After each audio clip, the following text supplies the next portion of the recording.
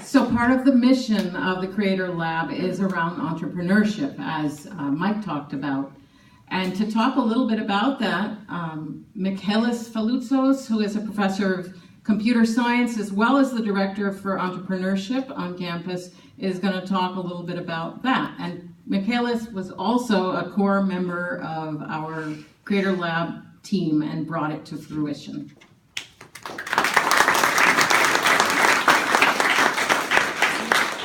Actually, I was not really sure I was going to talk about that, but okay, I will. Right, entrepreneurship. So the great thing that there is a tremendous new wave of activity that is happening on campus, and this is one of the aspects that targets students, so we want to catch people early. The other big component is the EPIC Entrepreneurship Proof of Concept Center that is ongoing, led by Rosibel, Larry, Mark, Jay here. And again, as people mentioned, free courses. How can you go wrong with that? Go learn the tricks of the trade. And most recently, another exciting development is the Excite Incubator, now it's being renamed Excite Accelerator, and Taj is somewhere here. He's the new director for that. Oh, he's over there. So the way actually I was thinking about this in my head is that the Creat'R Lab is for the students. They can tinker with things. EPIC is for professors when the people have an idea and they want to move it forward. And the Excite Accelerator is when the company is formed and they want to go seriously to do things. So it's kind of like the whole life cycle of a company and a creation. As Mike said, there's also a lot of courses on campus, part of the curriculum, outside the curriculum. I definitely recommend people to kind of, if they are even curious about things, just take some courses, figure things out. But really, I think that's pretty much it about entrepreneurship. I think it's exciting. I am an entrepreneur. I love it. I think it's very interesting. So I would recommend it.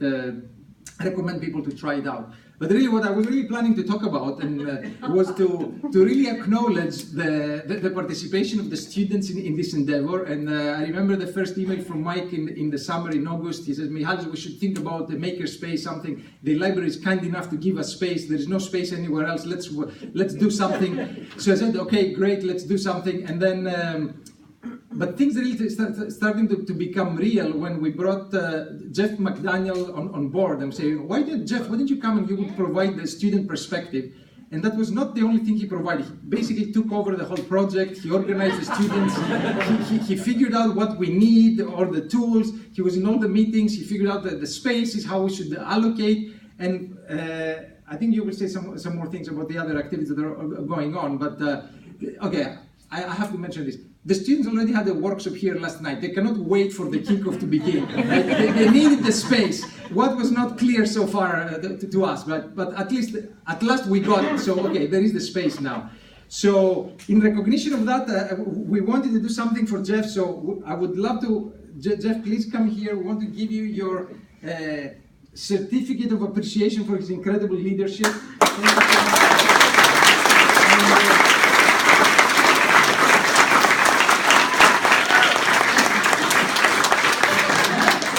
In the spirit of the true maker space, this is a mini Jeff. The thing that I can say, I think you need to improve your posture. I have a good chiropractor, so if you want to. Thank you so much for everything you have done, Jeff.